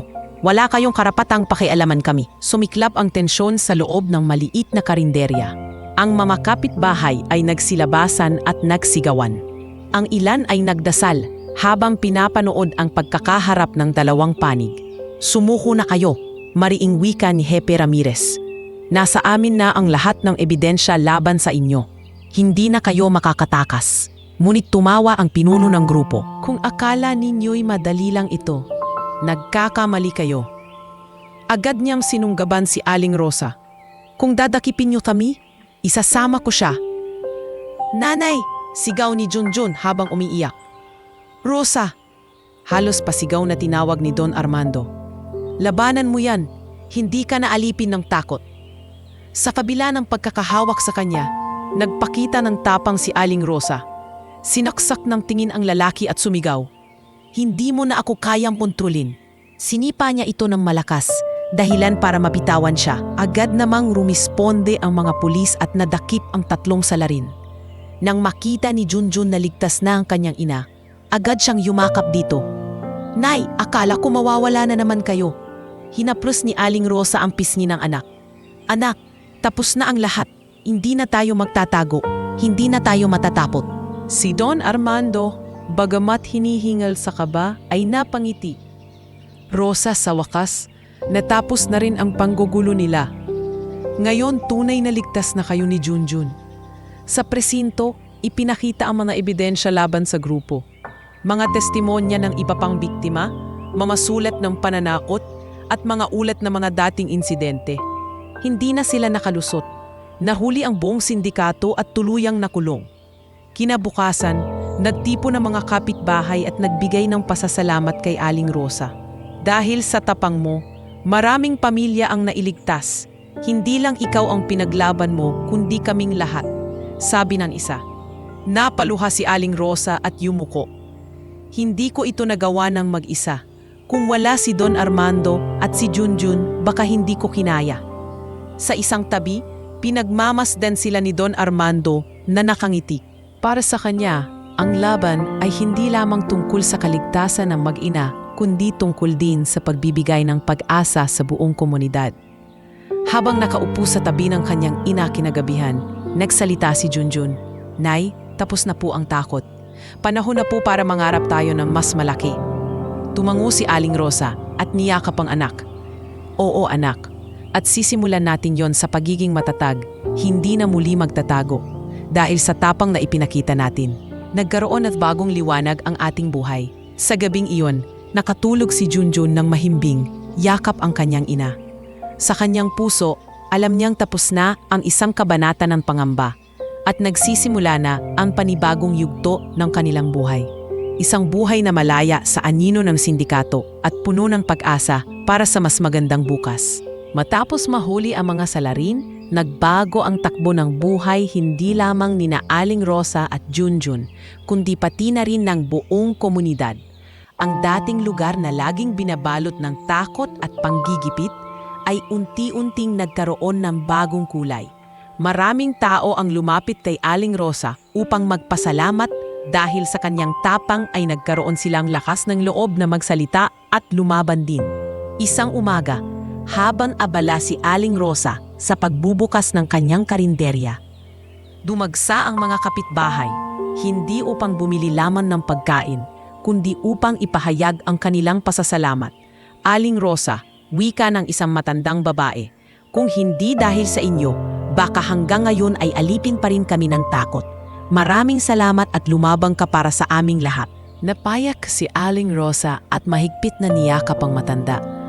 Hindi po ako nag-iisa kung wala ang suporta ni Don Armando at ang tapang ng anak kong si Junjun. Baka hindi ko ring nagawa. Ang tapang ay hindi galing sa akin lamang, kundi sa pagmamahal na gusto kong ipaglaban.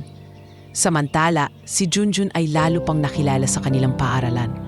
Nabalitaan ng mga guro at estudyante ang nangyari at imbes na siya'y muling pagtawanan, naging inspirasyon siya sa marami. Anak ng isang masipag na ina ay tunay na bayani, sabi ng kanilang guro sa harap ng klase. Ipinakita niyang kahit bata, may kakayahang magbigay ng tapang sa nakatatanda.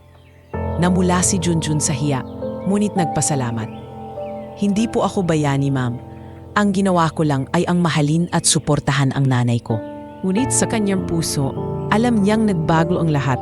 Ang mga batang dati nangungutya sa kanya ay ngayoy lumalapit upang makipagkaibigan. Junjun, Wika ng kaklase niyang si Liza. Ang tapang ninyo ng nanay mo. Gusto ko ring maging katulad mo balang araw. Ngumiti si Junjun. Liza, basta't may pagmamahal ka sa pamilya mo, makakaya mo rin.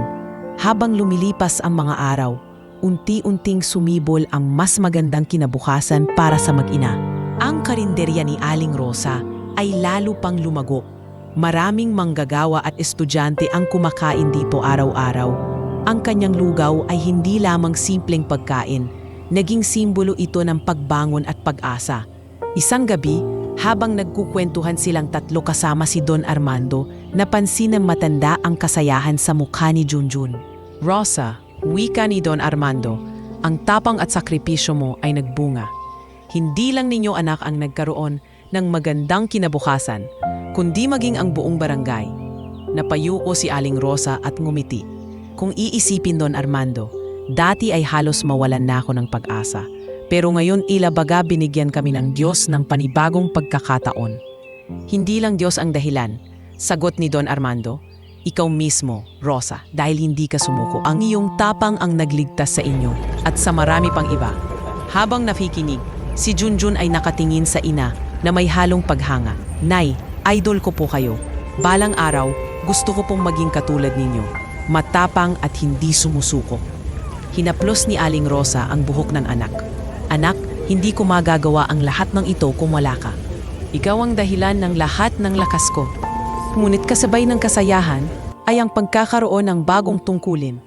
Minsan, inimbitahan si Aling Rosa ng barangay upang magsalita sa isang pagtitipon. Mga kababayan, panimula niya, habang nakatayo sa harap ng maraming tao. Hindi madaling lumaban, pero kapag nanahimik tayo, mas lalo lamang silang lalakas.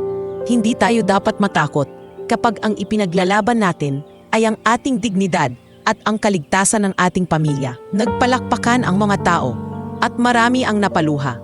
Ang simpleng babae na dati namumulot ng basura ay ngayon nagsisilbing tinig ng tapang at inspirasyon. Samantala, si Don Armando ay patuloy na gumagabay sa mag-ina. Hindi ko kayo iiwan, Rosa, pangako niya. Bilang isang matagal ng may kakayahan, tungkulin ko ring gamitin ang aking yaman upang tulungan ang mga taong tulad ninyo. Ngayon, natutunan ko na hindi lahat ng laban ay nasusukat sa pera. May mga laban na pera ang wala, ngunit puso at tapang ang sandata. Dahil dito, nagpasya si Don Armando na suportahan pa ang karinderya ni Aling Rosa. Nagdagdag siya ng ilang gamit at pinalaki ang pwesto upang mas marami pang tao ang mapagsilbihan. Hindi nagtagal, ang karinderya ay naging kilala na hindi lang sa barangay, kundi pati na rin sa kalapit na lugar. Ngunit higit pa sa tagumpay sa negosyo, mas mahalaga para kay Aling Rosa ang pagbabagong naganap sa kanyang anak. Nakikita niyang si Junjun ay hindi na lamang simpleng bata. Siya ay lumaking may tapang, dignidad at may pusong handang magmahal at magsakripisyo para sa iba. Isang gabi, habang nagyalakad silang mag-ina pauwi mula sa karinderya, nagtanong si Junjun, Nay, sa tingin niyo po ba magiging masaya na tayo habang buhay? Ngumiti si Aling Rosa at tumingin sa bituin. Anak, ang kasiyahan ay hindi nasusukat sa kawalan ng problema. Ito'y nasusukat sa kakayahan nating harapin ang problema ng magkasama. Habang magkasama tayo, anak, masaya na ako. Yumakap si Junjun sa kanyang ina at sabay nilang tinahak ang daan pauwi. Sa bawat hakbang, dala nila ang buma ng kanilang katapangan. Isang mas matatag na kinabukasan. Isang bagong buhay na hindi na ginagapos ng takot, kundi pinapalakas ng pagmamahal at pag-asa. Makalipas ang ilang taon mula nang unti-unting bumuti ang kanilang buhay, nagpasya si Junjun na muling bumisita sa looban kung saan siya lumaki. Matagal na rin siyang hindi nakabalik doon at sa kanyang pagbabalik, hindi niya maiwasang maluha habang naaalala ang lahat ng hirap at sakit na dinanas nila ng kanyang ina. Habang naglalakad siya sa makipot na daan ng looban, sinalubong siya ng mga lumang tanawin, mga barong-barong na halos magkakadikit, mga batang naglalaro ng tumbang preso at luksong tinik, at mga tindahang gawa lamang sa pinagtagpi-tagping yero. Ngunit sa kabila ng pamilyar na tanawin, may mga pagbabago rin siyang napansin. Si Junjun ba yun? Sigaw ng isang matandang kapitbahay. Agad siyang nilapitan ng mga tao. Grabe, ang laki mo na, ang linis at ang ayos mong tignan. Hindi ka na yung batang madalas naming nakikitang umiiyak noon. Napangiti si Junjun. Oo po, ako nga. Bumalik po ako para makita kayo at makausap ang mga bata dito. Sa oras na iyon, nagsipuntahan ang mga bata at agad siyang kinupkob. Kuya Junjun, totoo po ba na sa malaking paaralan ka na nag-aaral? Ikaw po ba yung laging nananalo sa quiz bee? Tanong ng isa. Namula si Junjun ngunit ngumiti. Oo, nag-aaral ako ng mabuti. Pero hindi ibig sabihin nun ay mas mataas ko sa inyo. Ang ibig sabihin lang, kaya nyo ring magtagumpay kung magsisikap kayo. Habang nag-uusap sila, napansin niyang marami pa ring bata ang hindi nakakapag-aral ng maayos. May ilan na nagbabantay ng tindahan, may nagtitinda ng sigarilyo at candy, at may naglilinis ng tricycle sa kalsada. Naalala niya ang sarili noong maliit pa siya at agad na bumigat ang kanyang dibdib. Kuya Junjun, gusto ko rin pong makapag-aral gaya mo. Sabi ng isang batang payat at marungis. Pero wala po kaming pambili ng gamit. Lumuhod si Junjun sa harap ng bata at hinawakan ito sa balikat. Alam ko ang pakiramdam mo, pero tandaan mo, hindi sa damit o gamit nasusukat ang talino ng isang tao. Ang mahalaga ay ang sipag at ang puso. Huwag kang titigil sa pangarap mo. Naluha ang matandang kapitbahay na nakamasid sa eksena. Junjun, hindi ka na lang simpleng bata ngayon.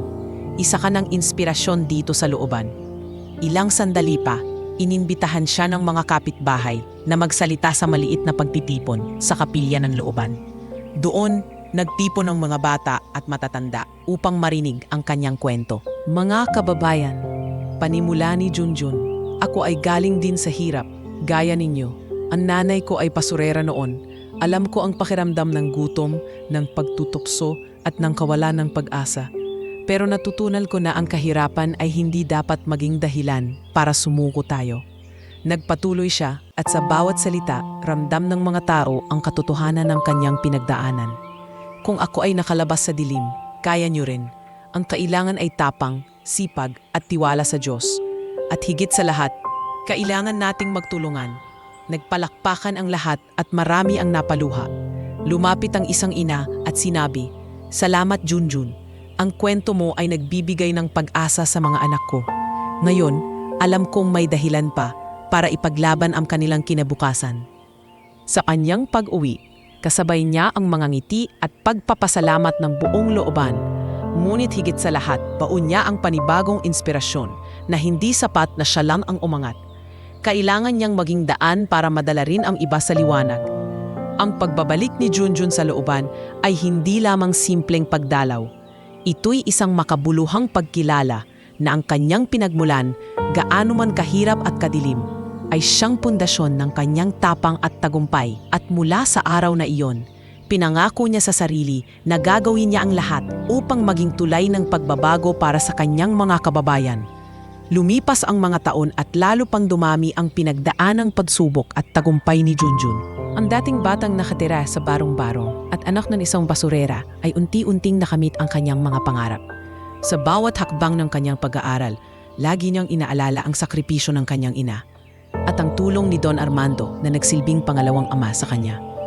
Pumasok siya sa kolehiyo na may dalang pangarap, maging isang guro. Hindi naging madali ang kanyang paglalakbay. Minsan ay nagkukulang siya sa baon. Minsan naman ay sabay ang mga proyekto at pagsusulit.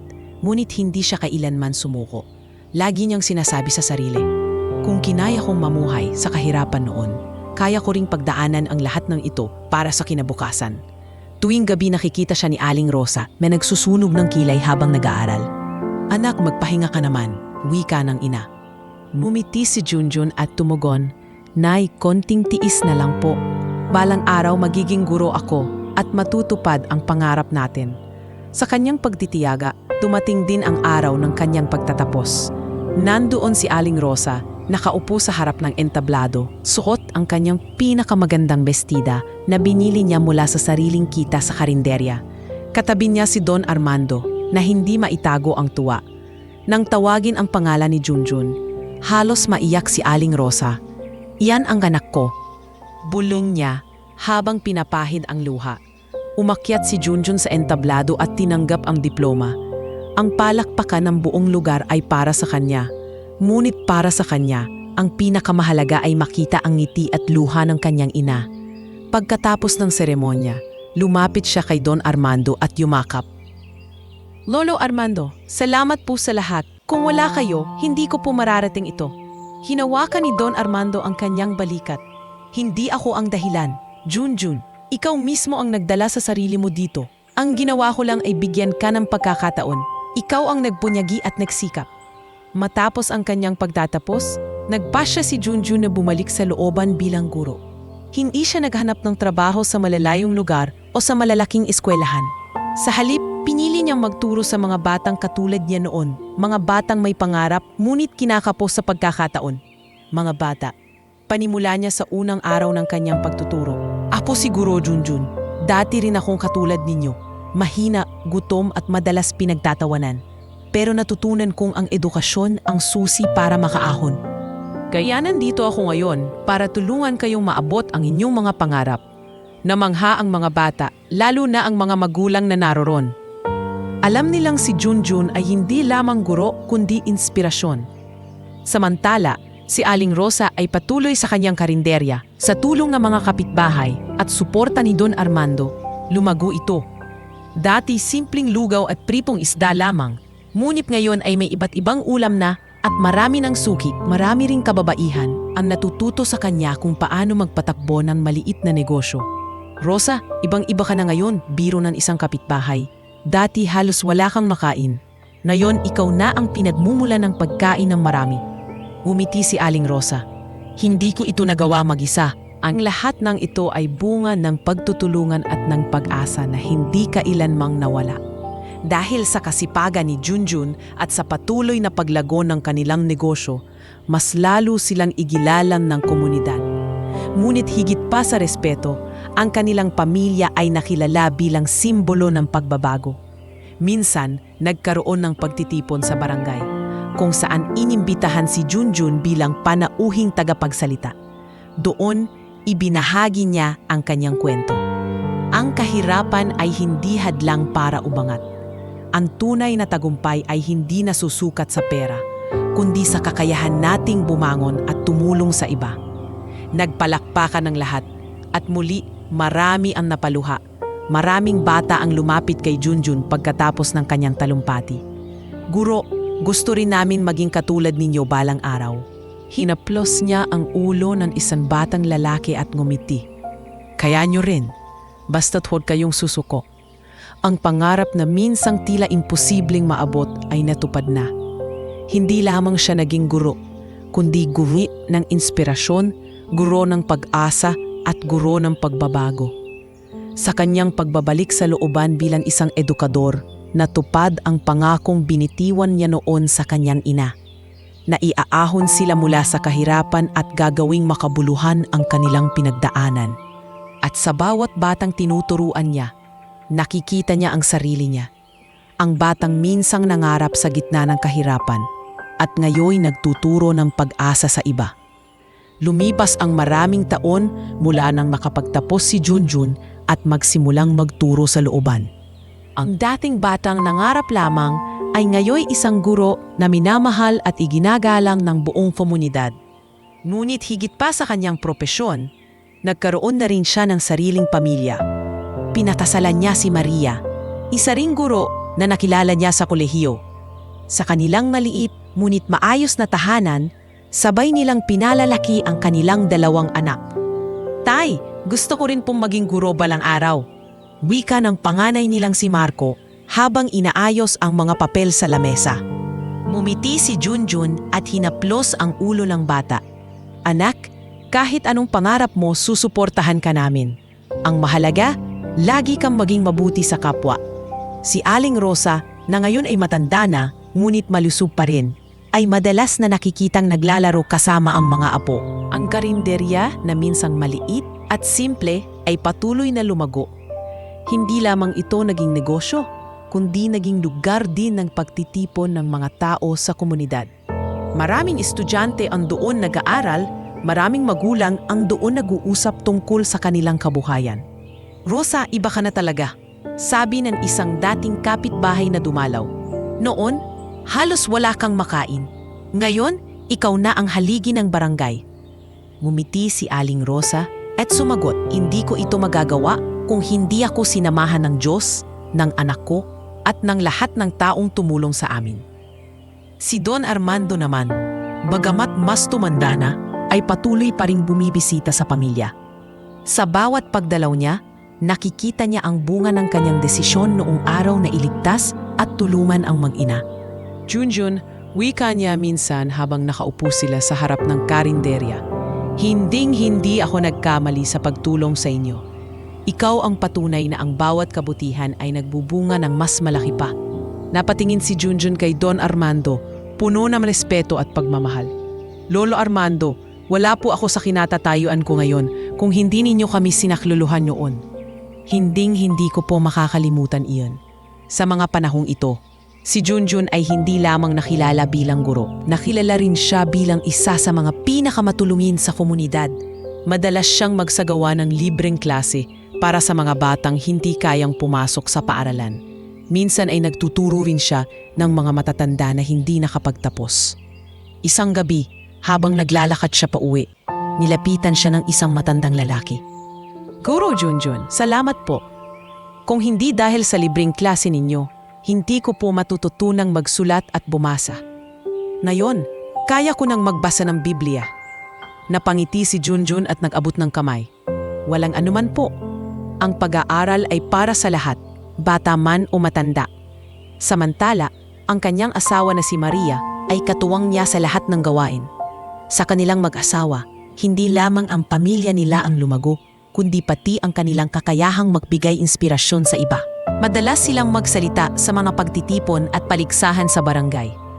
Mga kabataan, panimula ni Maria sa isang pagtitipon, ang kwento ng aking asawa ay patunay na walang imposibleng pangarap. Kung kaya niya, kaya rin ninyo.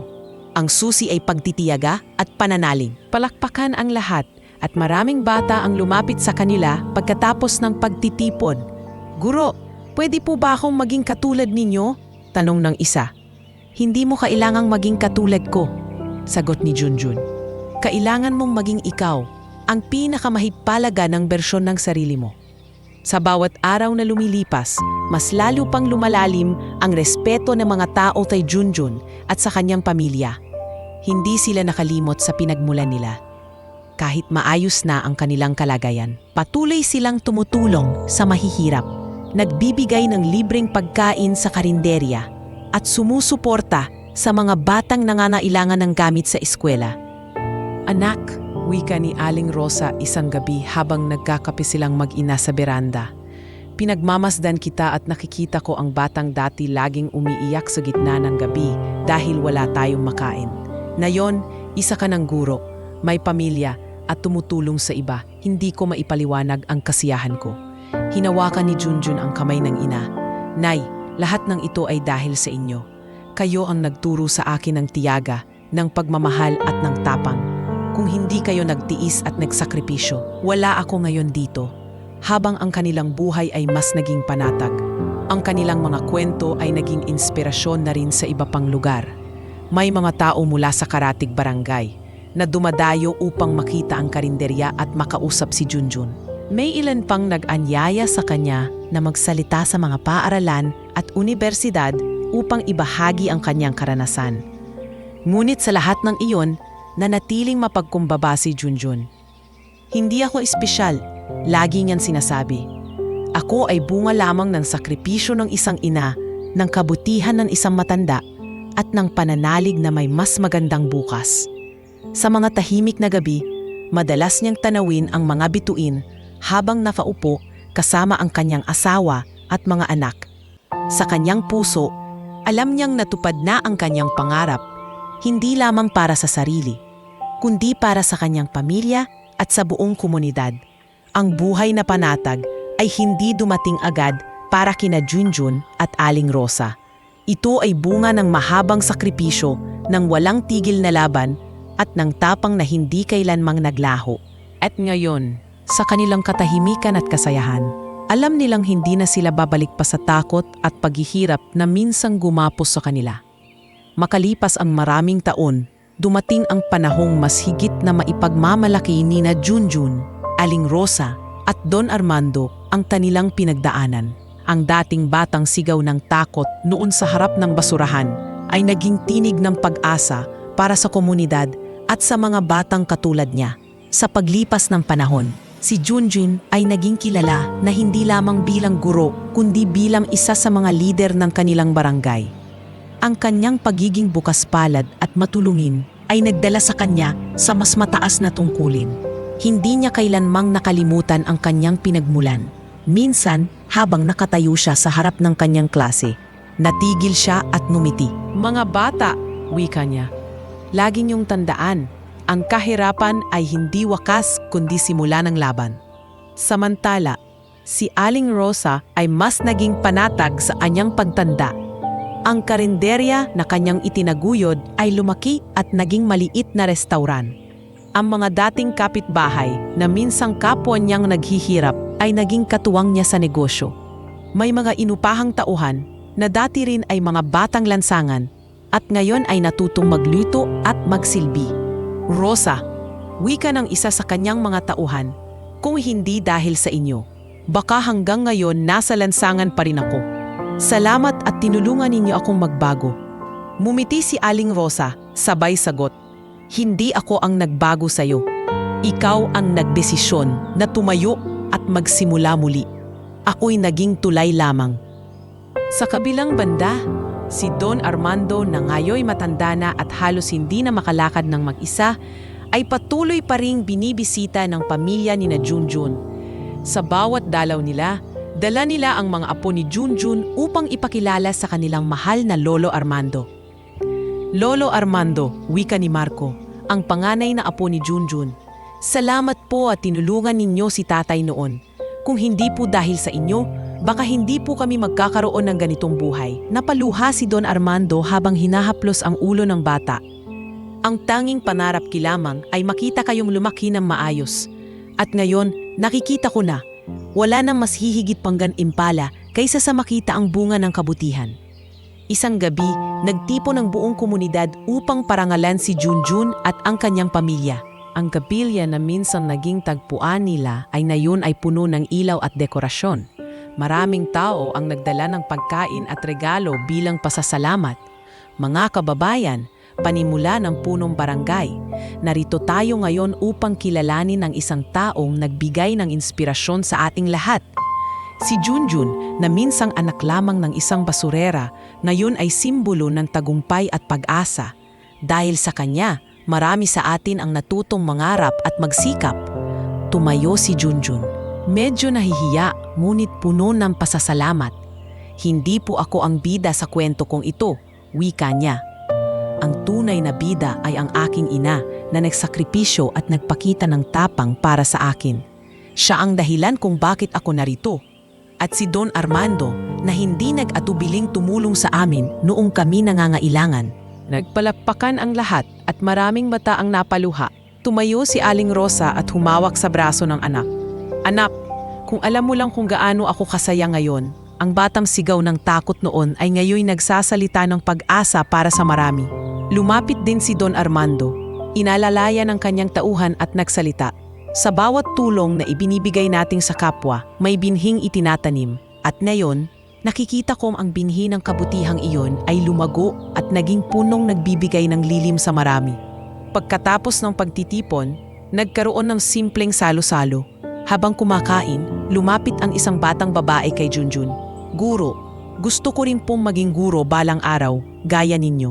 Napangiti si Junjun at hinawakan ang balikat ng bata. Kaya mo yan. Basta't huwag kang susuko sa iyong mga pangarap. Lagi mong tandaan, kahit gaano kahirap ang simula, may magandang wakas ang bawat laban. Sa mga sumunod na taon, lumago pa ang kanilang komunidad.